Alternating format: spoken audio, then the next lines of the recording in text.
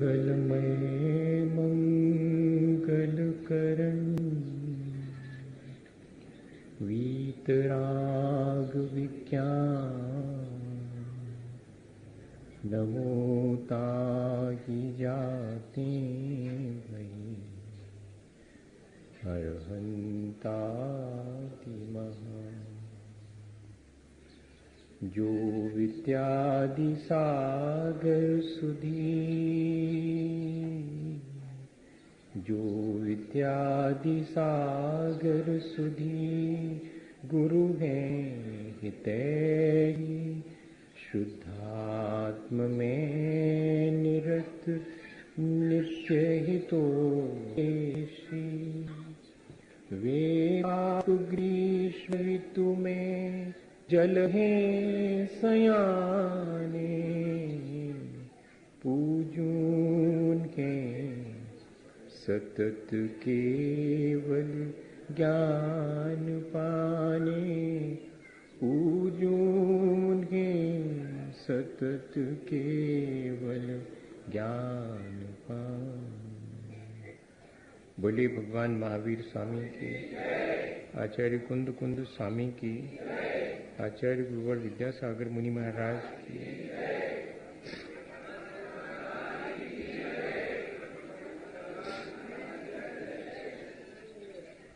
हम सभी लोग अपने जीवन को अच्छा बनाने के लिए कैसे श्रद्धा प्राप्त करें, इस पर विचार कर रहे हैं। क्योंकि बिना श्रद्धा के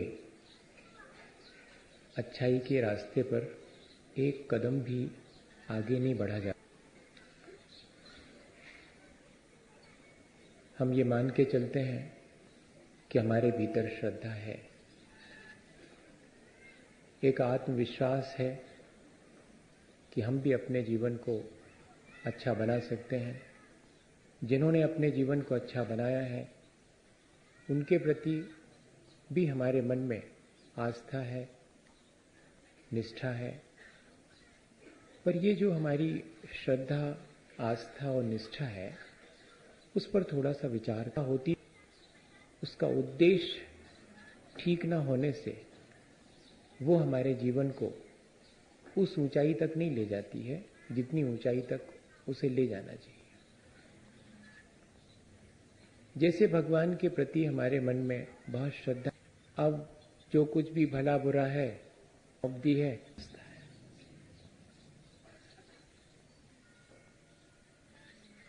और मैं स्वयं अपने जीवन को अच्छा बनाने का कोई पुरुषार्थ क्यों करूं? जब मेरी भगवान पर श्रद्धा है तो वे जो करेंगे वही मेरे लिए स्वीकार है।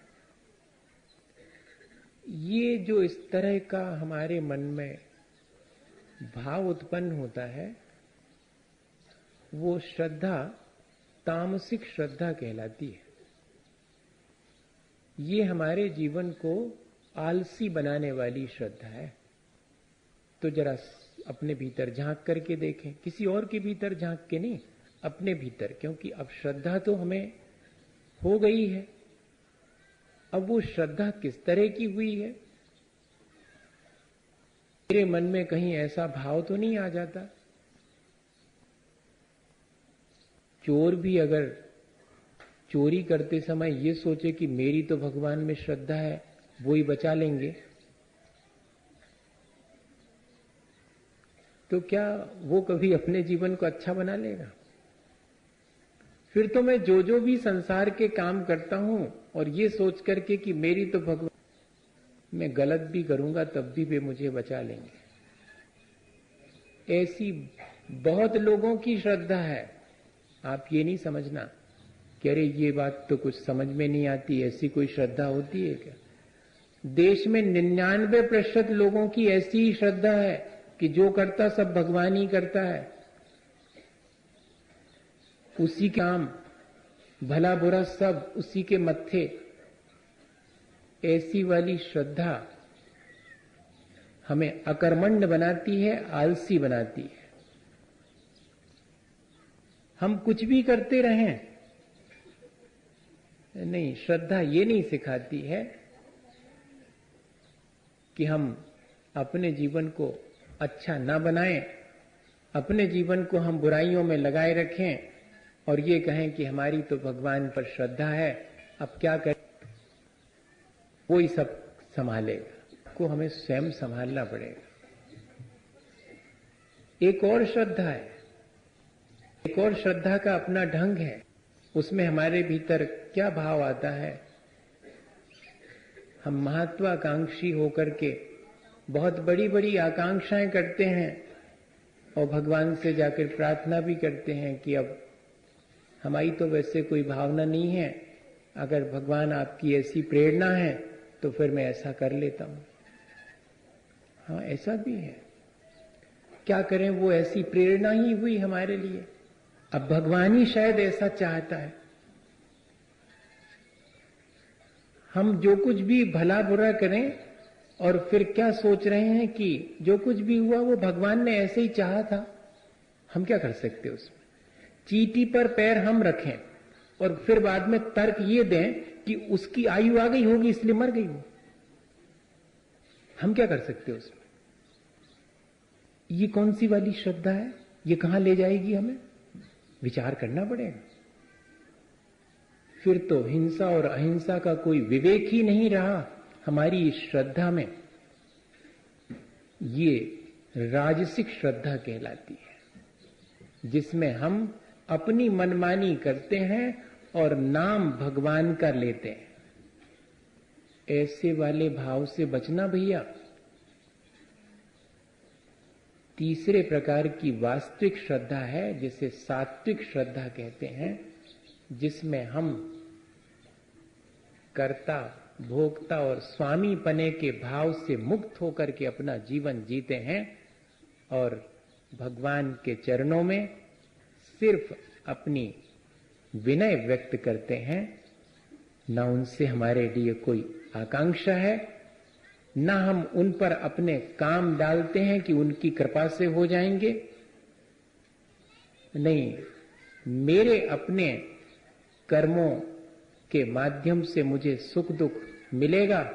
मेरी श्रद्धा तो मुझे सिर्फ ये सिखाती है कि मुझे सुख दुख में दोनों में समता भाव रखना है। जिस विधि राखे राम ता विधि रहिए। यह जो वाक्य है वो इस श्रद्धा के लिए है कि जैसे भगवान जैसे रखे वैसे रहिए। ऐसा सीधा अर्थ नहीं है। उसका अर्थ तो ये है कि जिस पर मेरी श्रद्धा है वो जैसा रहता है समता भाव पूर्वक, वैसा ही मैं भी रहूंगा। यह श्रद्धा वास्तविक श्रद्धा है, जिसमें हम अहोभाव से भर करके भगवान के प्रति अपनी विनय व्यक्त करते हैं और उनसे हम उनकी वीतरागता से निरंतर संदेश लेते रहते हैं। तब वास्तव में ऐसी श्रद्धा ही सच्ची श्रद्धा मानी जाएगी। रोज रोज हम अपनी उस श्रद्धा को कसौटी पर कस के देखते रहें, वरना जनरली हम सबके मुंह से यही निकलता है, जो भी हो जाता है अब भगवान ने ऐसे ही चाहो हुई है, ऐसे ही देखो हुई है भगवान ने। अब उन्होंने हमारे बारे में कुछ चाहा हो, ऐसा तो भाई अपन से कहा नहीं उनने कि हमने तुम्हारे बारे में ये सोचा था।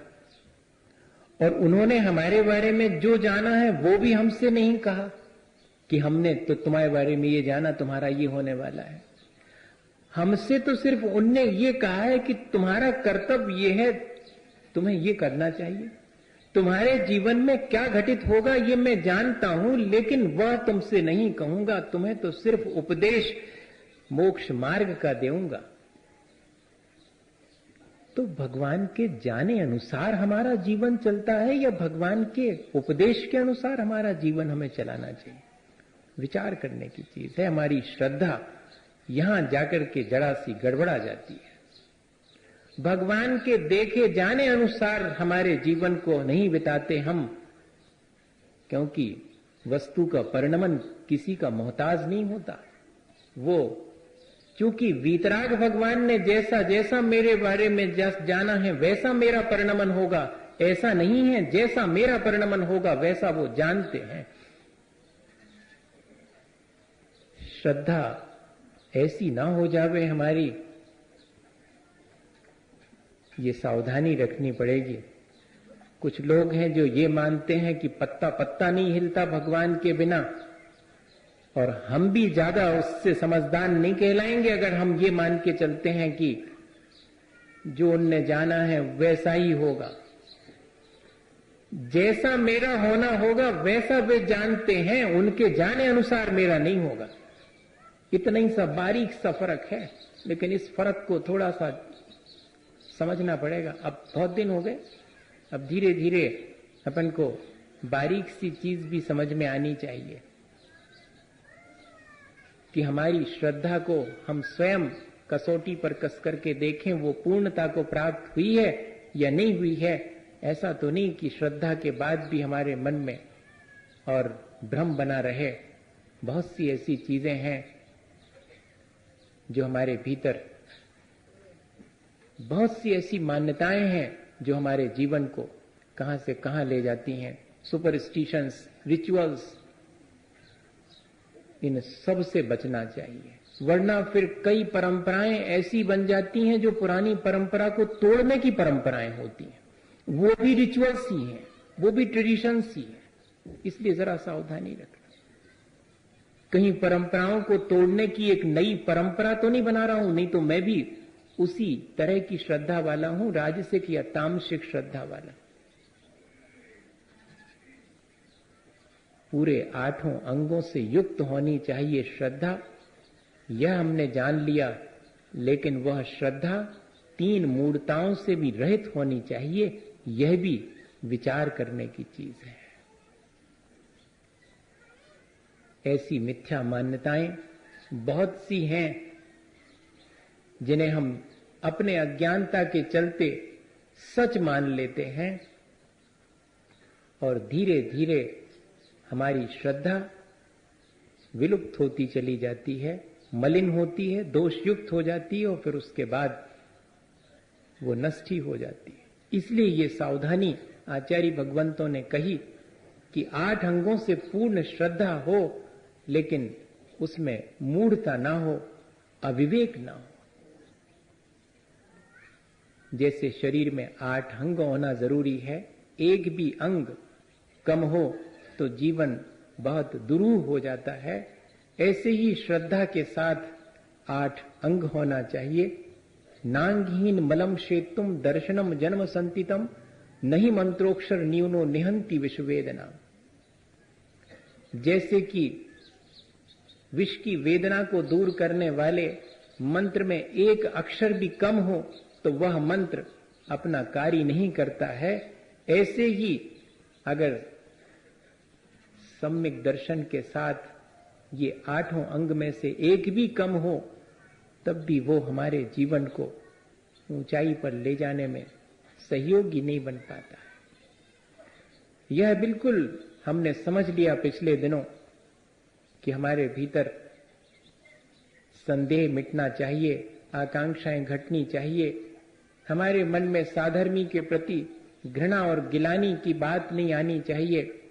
हमें बहुत सारे राग द्वेष की तरफ भटकाने वाले रास्ते मिलेंगे, मुझे अपने वीतरागता के रास्ते पर चलना है तो उससे भटकना नहीं चाहिए। कोई अगर भटकने लगे तो उसकी निंदा नहीं करनी चाहिए, और कोई रास्ते पर चलते गिर जावे तो उसे गिरा देख करके हंसना नहीं चाहिए, बल्कि उसे संभालना चाहिए, छाती से लगाना चाहिए, उसके प्रति वात्सल्य हमारे भीतर उमड़ना चाहिए, और हमारे जीवन में धर्म इस तरह से प्रकट हो जावे कि और लोगों को भी उस धर्म की महिमा जान करके धर्म में स्थित होने की प्रेरणा मिलती रहे। ये सारी चीजें हमारे जीवन में आ गई, लेकिन अभी बहुत सारी मिथ्या मान्यताएं ऐसी हैं जो संभव है हमारे जीवन में, और हमें लगता हो कि यही सच है। उन मान्यताओं को भी हम जरा सा देख लें, तब जाकर के अपनी श्रद्धा को हम निर्मल बनाए रख सकेंगे। बहुत जिम्मेदारी, मैंने आपसे कहा था कि जैसे दर्पण हाथ में आ जावे तो अपना चेहरा, अपना स्वरूप दिखाई पड़ जाता है, ऐसे ही श्रद्धा होने पर हमें अपने आत्म स्वरूप में रुचि उत्पन्न हो जाती है। लेकिन दर्पण अगर जरा सी ठोकर लगे हो, नीचे गिर जाए तो टूट भी जाता है, और अगर हम उस दर्पण को पोंछे नहीं तो उस पर धूल जमने से वो मलिन भी हो जाता। इसलिए श्रद्धा तो ऐसे ही दर्पण की तरह है, उसकी संभाल भी मुझे करनी होगी। उस पर जमने वाली धूल क्या है? वो मेरी मिथ्या मान्यताएं हैं जो उस पर धूल की तरह जम जाती हैं। और फिर एक दिन हमारे हाथ से वो श्रद्धा, क्योंकि फिर हमें अपना आत्मा स्वरूप दिखाई ही नहीं पड़ता, जिस दर्पण में दिख रहा था उस पर तो धूल जम गई, तो मिथ्या मान अनुभव हम नहीं कर पाते हैं। इसलिए बहुत सावधानी है कि इन मिथ्या मान्यताओं से बचें। रिचुअल्स क्या कहलाते हैं, सुपरस्टिशंस क्या कहलाते हैं, अंधविश्वास क्या चीज है? इतना ही है कि जब से कोई कार्य शुरू किया जाता है उसमें से वो उद्देश्य गायब हो जाता है, क्रिया ज्यों की त्यों बनी रहती है, तब वो कहलाती रिचुअल, वो कहलाती अंधविश्वास, और कोई बहुत बड़ी चीज नहीं है। तो सुबह से शाम तक अपने पूरे जीवन में हम झांक करके देखें कि ऐसी कितनी क्रियाएं करते हैं जिनका जो ओरिजिनल मकसद था उससे हम विमुख हो गए हैं, वो हमें प्राप्त ही नहीं होता, और क्रिया हम दोहराते चले जाते हैं। कहीं ऐसा तो नहीं है बस एक करना है इसलिए कर रहे हैं, उसके पीछे जो उद्देश्य है वो तो मालूम ही नहीं है, और उद्देश्य मालूम भी है तो उद्देश्य की पूर्ति नहीं हो रही है। दोनों चीजें हैं। बहुत से लोग हैं ऐसे मिलेंगे जिनको कि उद्देश्य मालूम है कि क्यों मंदिर जाना चाहिए, लेकिन मंदिर रोज जाने के बावजूद भी उस उद्देश्य की आज तक पूर्ति नहीं कर पाए। बहुत लोग हैं जिन्हें मालूम है कि सच्चे देवगुरु शास्त्र की श्रद्धा से हमारे जीवन में क्या परिवर्तन आना चाहिए, लेकिन आज तक वो परिवर्तन नहीं ला पाए। बहुत लोग हैं जिनको कि मालूम है कि व्रत नियम संयम धारण करने से परिणाम निर्मल होना चाहिए, लेकिन आज तक नहीं हो पाए। ये सावधानी रखना पड़ेगी। मंदिर जाने वाले और नहीं जाने वाले में फर्क ही मालूम नहीं पड़ता। पूजा करने वाले और नहीं करने वाले में फर्क ही मालूम नहीं पड़ता। सच्चे देवगुरु शास्त्र के प्रति श्रद्धा जिसकी है और जिसके मन में कोई श्रद्धा नहीं, उन दोनों के बीच कोई मगर विभाजन रेखा डालना चाहे तो दिखाई ही नहीं, प्रकट ही नहीं होती मन से। ये सावधानी बहुत आवश्यक है। जो जो हम जानते हैं, जिस उद्देश्य से हम जानते हैं, उस उद्देश्य की पूर्ति भी होनी चाहिए। आपका सागर स्नान मुख चाह सिक, देव का सच्चा स्वरूप नहीं मालूम होने पर जिस चाहे को देव मान लेना, ये देव मूर्ता कहलाती है।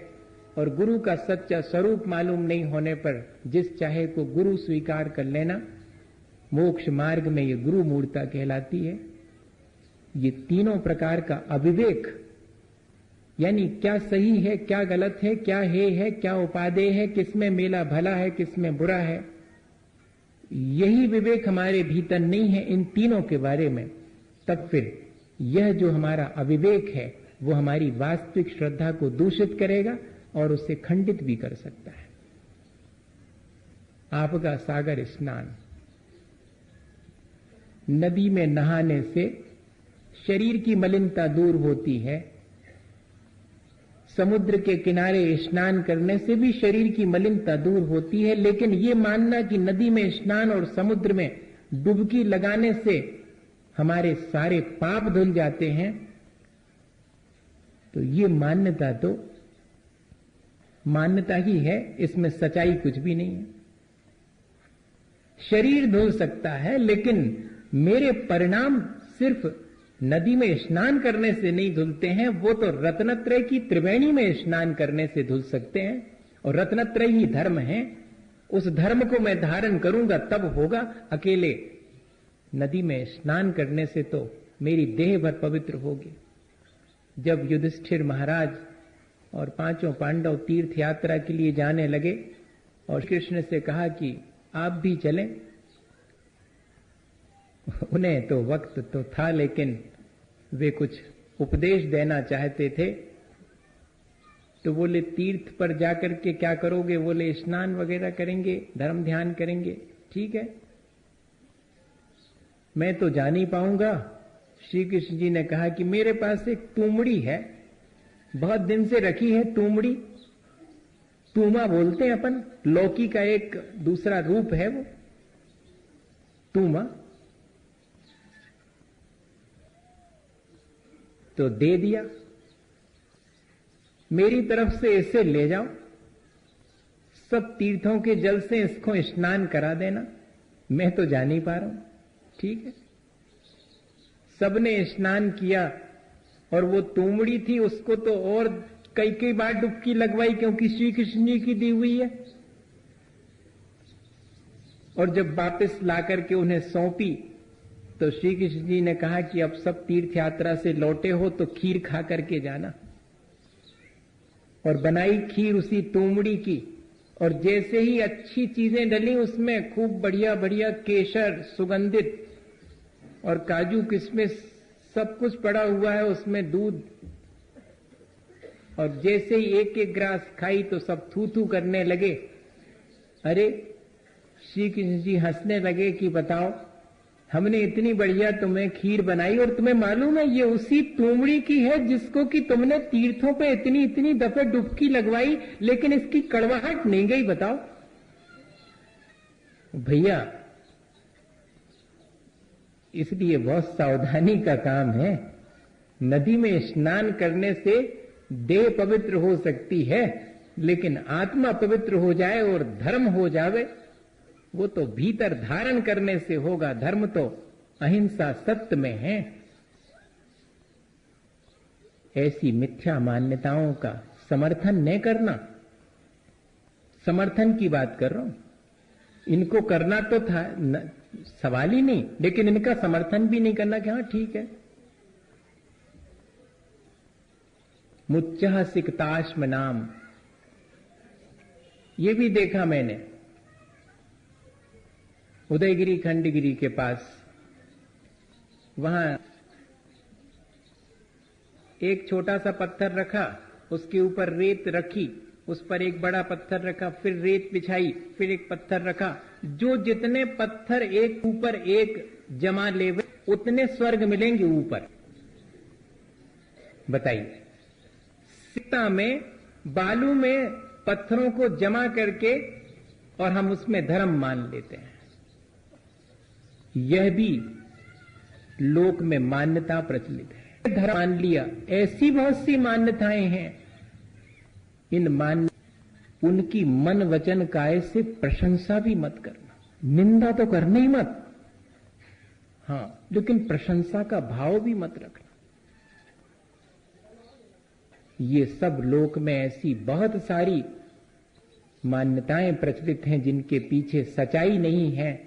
उद्देश्य तो कुछ अच्छा ही था, लेकिन वो उद्देश्य खो गया और सिर्फ क्रिया रह गई। वह स्नान आत्म तीर्थ में स्नान करने का था, लेकिन वह स्नान मात्र नदी तक ही सीमित रह गया। वह धर्म तीर्थ में स्नान था, लेकिन हमने धर्म तीर्थ में स्नान नहीं किया और मात्र नदी में स्नान करने को ही धर्म मान लिया। बहुत सारी चीजें इस तरह की अपन लोगों में प्रचलित हैं। मैं उन सब के बारे में आपसे और विशेष कुछ भी नहीं कहूंगा। बस इतना ही है कि हमारा उद्देश्य उसके पीछे क्या है, ये अगर ठीक हमें ध्यान नहीं है तो फिर वो मान्यता हमारे जीवन को अच्छा नहीं बना पाएगी, बल्कि मलिन बनाएगी।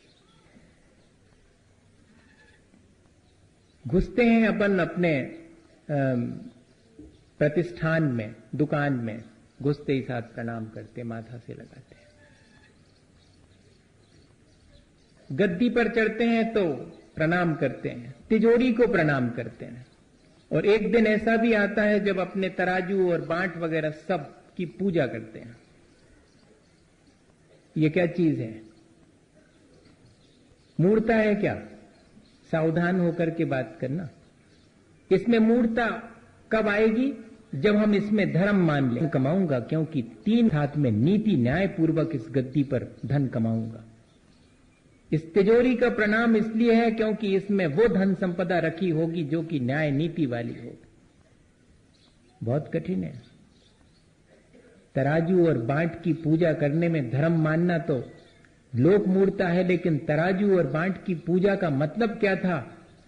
तराजू और बांट की पूजा का मतलब यह था कि मैं ठीक ठीक उससे तौलूंगा, मैं बेईमानी ना करूंगा। जैसे कि शास्त्र की पूजा का मतलब ये नहीं है कि शास्त्र को आरती दिखाना और आरती उतार के वापस लौट जाना। शास्त्र की पूजा का मतलब है कि मैं उस शास्त्र से अपने जीवन को पूजनीय बना लूं, वरना उसमें और उसमें ज्यादा फर्क नहीं है, ये ध्यान रखना। भगवान की सेवा के मायने ये नहीं था कि मैं उन्हें आहार दान दूं और उनके पैर दबाऊं। भगवान की सेवा और पूजा के मायने ये था कि मैं भगवान जैसे बनने के लिए प्रयत्न करूं। ये चीज नहीं है, ऐसी तो बहुत सारी हम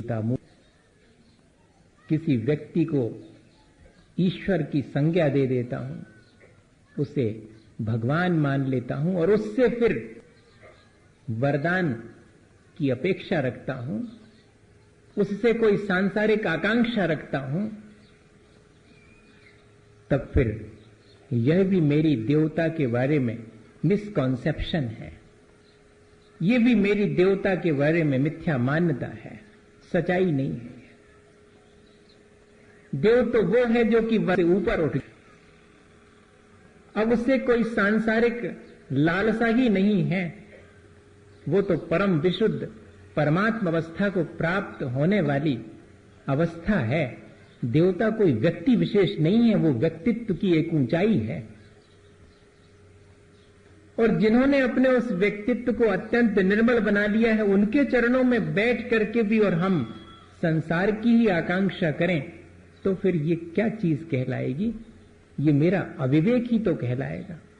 जैसे कि मैं किराने की दुकान पर जाकर उससे कहूं कि 1 मीटर कपड़ा तो देना, वो कहेगा कपड़े की दुकान उधर है।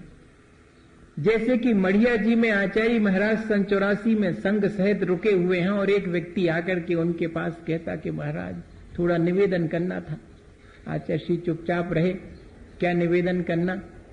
महाराज घूंटे में 3 साल हो गए, बहुत तकलीफ है, ठीक ही नहीं, बहुत कछु उपाय बता दे। आचार्य श्री मुस्कुरा के बोले कि गलत आ गए, मेडिकल कॉलेज सामने है। ये जवाब था उनका। वाकई में मेडिकल कॉलेज सामने, मढ़िया जी के बिल्कुल सामने। ये जो हमारे अंदर इस तरह की बहुत सारी मान्यताएं पड़ी हुई हैं, उन सब को हमें निकालना पड़ेगा।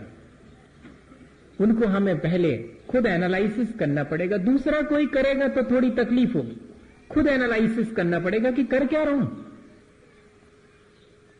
क्योंकि कोई और कहेगा तो लगेगा कि अरे वाह, ये आप हम ऐसा कर रहे हैं तो आपको इसमें गलत दिखाई पड़ रहा है।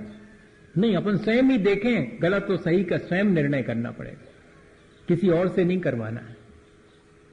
धर्म के वास्तविक स्वरूप, भगवान के वास्तविक स्वरूप को समझ करके भी और हम उनसे क्या आकांक्षा रखते हैं, ये हमें विचार करना पड़ेगा। जो मोक्ष मार्ग दे सकता है उससे तो मोक्ष मार्ग की ही इच्छा रखनी चाहिए। जो कर्मों की निर्जरा में कारण बन सकता है उससे तो कर्मों की निर्जरा की ही भावना भानी चाहिए। भावना भी भाए तो कैसी कि दुख। एक लाइन और कहते कि मुझ कारज के कारण सु आप धोखे में न रहियो भगवान। आपको नहीं करने हमाओ कछु, करने हमें को पड़ अपनो सब। आप तो सिर्फ कारण बनोगे। मुझ कारज के कार्य मेरे भीतर होगा, मेरे उपादान में होगा। आप तो सिर्फ निमित्त मात्र हो, आप कर्ता नहीं हो। वरना देव के स्वरूप में अगर कर्तापने का भाव हम लगा देते हैं तब फिर वो अविवेक ही कहलाएगा। इसमें सावधानी रखना। और सग्रंथारंभ हिंसा नाम संसारावर्तवर्ती नाम पाखंडी नाम पुरस्कारो गेयम पाखंडी मोहनम। पाखंडी का शब्द ढोंगी नहीं है यहां पर अर्थ, ये ध्यान रखना। पापम खंडयति इति पाखंडी, साधु का विशेषण है ये। आज तो कोई से पाखंडी कह दो तो बड़ी मान जाए। हाँ, ये बहुत अच्छा शब्द था पहले, अब शब्द खराब हो गया, अब उसका प्रचलन में बदल गया। पापम खंडयति इति पाखंडी, जो निरंतर अपने पापों को नष्ट करने में लगा है, ऐसे साधु को पाखंडी कहा जाता। वो कहते सग्रंथारंभ हिंसा नाम संसारावर्तवर्ती नाम। स्वयं आरंभ और परिग्रह में लगा हो, 5 पापों का जिसने त्याग न किया हो, उसे हम अपने मोक्ष मार्ग का गुरु मान लेवें तो यह भी हमारा अविवेक ही कहलाएगा। इसमें भी सावधानी रखना। देख लेना कि जिन चरणों में मैं अपना माथा झुका रहा हूं वे चरण संसार की तरफ जाते हैं या कि मोक्ष मार्ग की तरफ जाते हैं। वे संसार के प्रपंच को बढ़ाने के लिए तो नहीं कुछ कर रहे हैं या संसार घटाने के लिए कर रहे हैं, ये देख लेना पड़ेगा। टके शेर भाजी टके शेर खाजा नहीं चलेगा। रागी और वीतरागी को एक ही पर नहीं तौल सकते, सबको समान रूप से। परिग्रही और निष्प्रय परिग्रही में बहुत फर्क है। एक के अंदर अभी संसार के राग द्वेष पड़े हुए हैं, ममत्व पड़ा हुआ है, आकांक्षाएं पड़ी, पांचों इंद्रियों के विषयों का जिसने त्याग नहीं किया है, जिसने अभी 5 पापों का त्याग नहीं किया है, उसे मोक्ष मार्ग का गुरु कैसे मान लें? वैसे तो गुरु के मायने होता है महान, सो मेरे माता पिता ही मेरे लिए महान है, वे मेरे गुरु हैं, लेकिन वे संसार के मार्ग पर हैं। मुझे जो अनार का सिखाते हैं वे शिक्षक भी मेरे गुरु हैं, लेकिन वे मोक्ष मार्ग के गुरु नहीं हैं।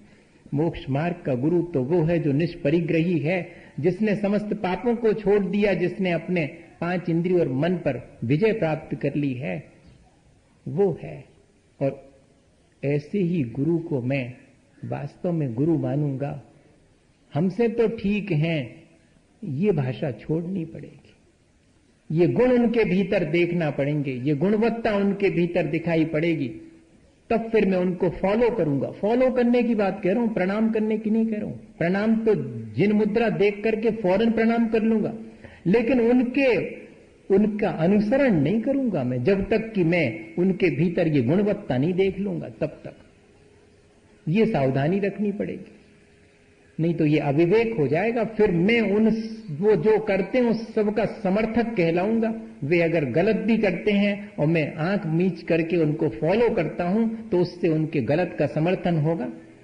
इसलिए मुझे ये भी सावधानी रखनी है कि मेरा मोक्ष मार्ग दूषित ना हो। तो गुरु के बारे में भी सावधानी की आवश्यकता है।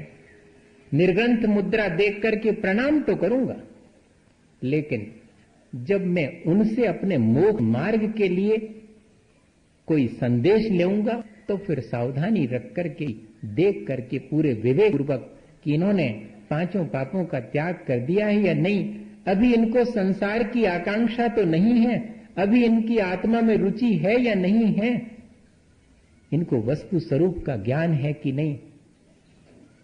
साधु बनने के लिए होवे इस कसौटी पर कस करके देख लेंगे, तब जाकर के, वरना हमारी श्रद्धा दूषित हुए बिना नहीं रहेगी। आप करो, आपको जो करना, लेकिन अपन तो श्रद्धा की निर्मलता की बात कर रहे हैं। श्रद्धा में से ये अविवेक हट जाना चाहिए। भावना विवेक शून्य हो तो श्रेष्ठ नहीं मानी जाती, श्रद्धा विवेक शून्य हो तो श्रेष्ठ नहीं मानी जाती। हमारी तो श्रद्धा है महाराज, आपके प्रति बहुत श्रद्धा, हमारी तो बहुत भावना है, अच्छी है आपकी भावना तो, लेकिन विवेक पूर्ण होना चाहिए आपकी भावना, नहीं तो आपका कोई लाभ नहीं करेगी वो।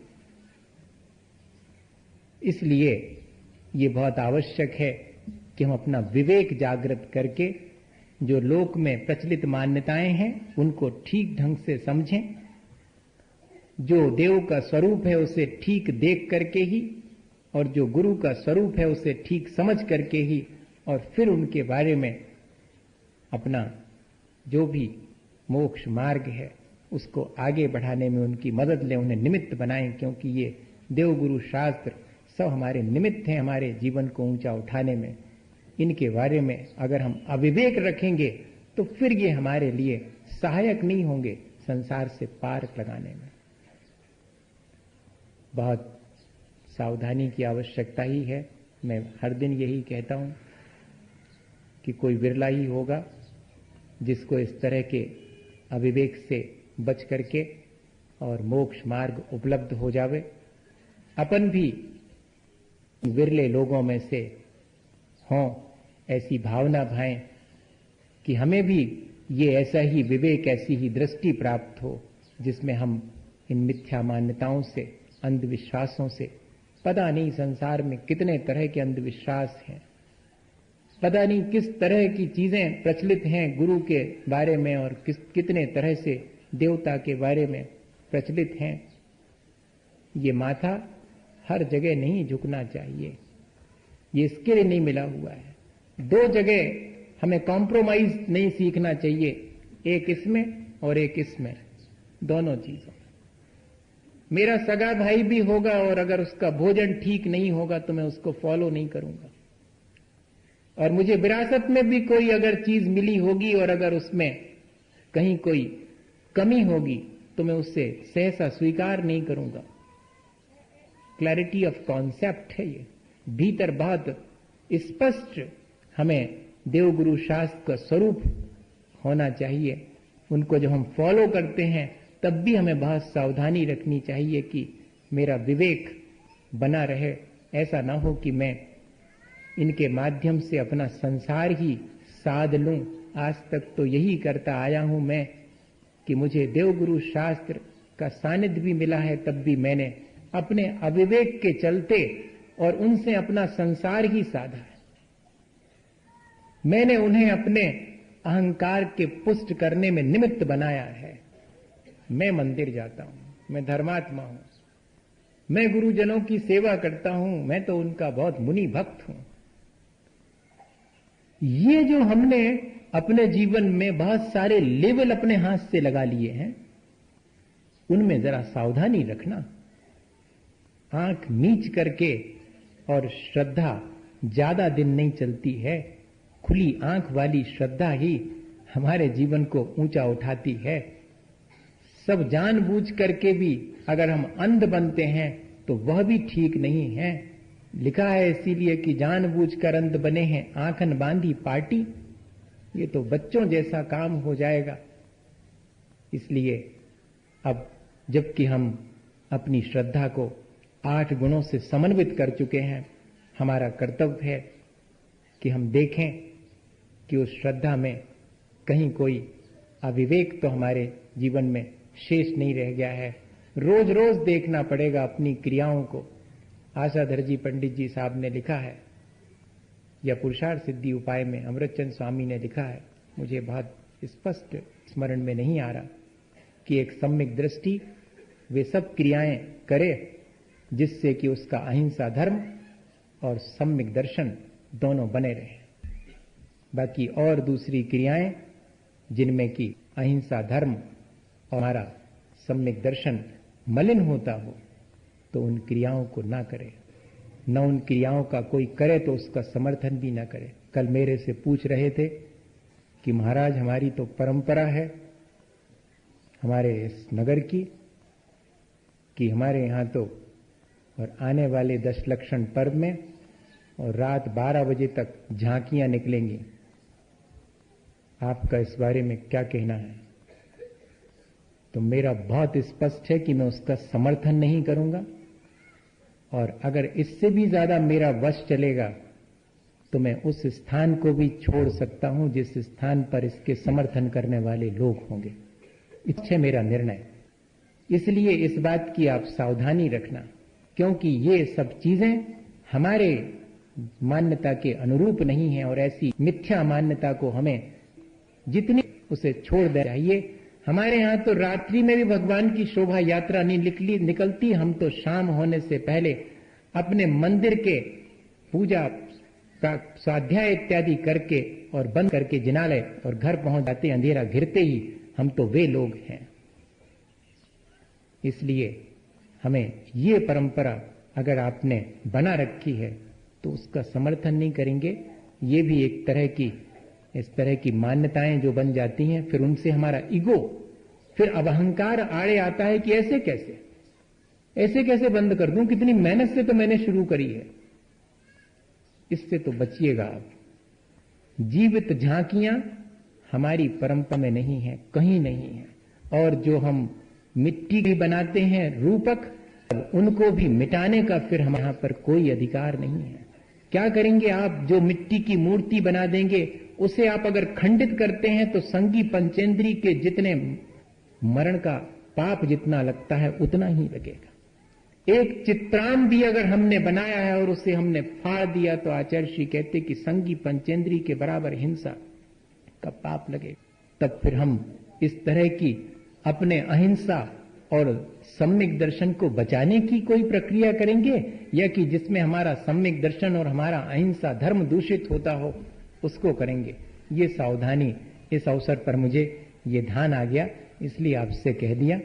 आप उसको अन्यथा नहीं लेंगे, क्योंकि मैं इसका समर्थन नहीं कर पाऊंगा। मेरे से अपेक्षा नहीं रखना कि मैं इस चीज का समर्थन करूंगा। और भी बहुत सारे सांस्कृतिक कार्यक्रम जो 10 लक्षण में होते हैं, वो वीतरागता को समर्थित करने वाले होंगे तो ही उनका समर्थन करूंगा इस कैंपस के भीतर, नहीं तो इस कैंपस से बाहर भी रह सकता हूं अगर इस कैंपस में होते हैं तो। ये बहुत स्पष्ट अपने भीतर चीज, मैं आपको डरवा नहीं रहा हूं। हाँ, नहीं तो आप ये कहें कि ये तो बड़ा टेरर है इनका, बड़ा डरवा रहेंगे। डरवा नहीं रहा हूं, वस्तु स्वरूप, क्योंकि यहां इस गद्दी पर बैठा हूं धर्म की, तो वस्तु स्वरूप जैसा है वैसा प्ररूपित करना, उसमें कहीं कोई लाग लपेट वाला काम नहीं। ट्रांसपेरेंसी, पारदर्शिता बनी रहनी चाहिए सबके लिए। एक ही चीज, जैसे कि नियम था मेरा और आपने उसको निर्वाह किया उसका, कि उस धर्म सभा में मैं उपदेश नहीं दूंगा जिसमें कि पंखे चल रहे हों, तो आज भी मेरा वो नियम आज भी बरकरार है। एसी में बैठ करके धर्म उपदेश सुनना, ये अहिंसा धर्म पर उपदेश सुनना और साक्षात हिंसा करना, ये दोनों चीजें कथनी और करनी का बहुत फर्क है। इसलिए इसकी सावधानी अपन रखेंगे। और मुख्य चीज तो यही है कि वो सब हम करें विवेक पूर्वक, जिससे कि हमारा चित्त निर्मल हो, जिससे हमारी चेतना का विकास हो। वे ही क्रियाएं हमारे यहाँ पर योग मानी गई हैं। परंपरा से कितनी भी क्रियाएं चलती आई हों, हम उनका सहसा समर्थन नहीं करेंगे यदि वे हमारे मन को मलिन करने वाली हैं या किसी और जीव के प्राणों का घात करने वाली हैं। और एक छोटा सा उदाहरण आपको दूं। एक नाथ हुए हैं उधर महाराष्ट्र में, संत हो गए थे, स्नान करने गए। रोज जाते थे नदी में स्नान करके, फिर उसके बाद पूजा पाठ करते थे। एक व्यक्ति को उनका ये सब अच्छा नहीं लगता था। कोई व्यक्ति अच्छा करने लगे तो दूसरे को अच्छा नहीं लगता। कई बार ऐसा होता, क्योंकि वो एक चैलेंज हो जाता ना कि मैं भी कर सकता था लेकिन मैं नहीं कर पा रहा हूं और ये कर रहा है। अब उस व्यक्ति ने जैसे ही एक नाथ स्नान करके निकले, उनके ऊपर मुंह में पानी भर के थूक दिया और ऐसा प्रदर्शित किया जैसे कि धोखे से हो गया। उन्होंने कुछ नहीं कहा, मुस्कुरा करके पुनः स्नान करके आ गए। दूसरी बार फिर उसने वैसा ही किया और तीसरी बार भी किया, तब भी चेहरे पर शिकन नहीं आई और फिर स्नान करने चले गए। कहते तो हैं उसमें कि उन्होंने ऐसा 100 दफे किया और जब 100वीं दफे भी उसने देखा कि ये तो फिर स्नान करके उतनी प्रसन्नता से वापस आ गए हैं, तो चरणों में लौट गया, क्षमा याचना करने लगा कि मैंने गलती की। तब एक नाथ ने क्या कहा कि तुम्हें क्षमा मांगने की आवश्यकता नहीं है, मैं तो तुम्हारा ऋणी रहूंगा। मैं तो बहुत कृतज्ञ हूं, तुम्हें बहुत धन्यवाद देता हूं, बहुत आभारी हूं तुम्हारा कि आज तक तो मैंने इस नदी में स्नान करके सिर्फ शरीर को पवित्र किया था। आज तो तुम्हारे माध्यम से मैंने मेरे भीतर उठने वाले क्रोध की मलिनता को भी नहीं उठने दिया। अब वास्तव में मेरी चेतना निर्मल हो गई, तुम उसके निर्मल करने में कारण बने हो, इसलिए मैं तुम्हारा कृतज्ञ हूं। ये है धर्म का स्वरूप भैया। इसलिए हम ऐसे धर्म को धारण करें, ऐसी दृष्टि की निर्मलता को प्राप्त करें, ऐसी श्रद्धा हमारे भीतर जागृत हो जिससे कि हमारा और परिवेश में सबका चित्त निर्मल हो सके और हम अपने जीवन को सार्थक कर सकें। बोले आचार्य गुरुवर विद्यासागर मुनि महाराज की।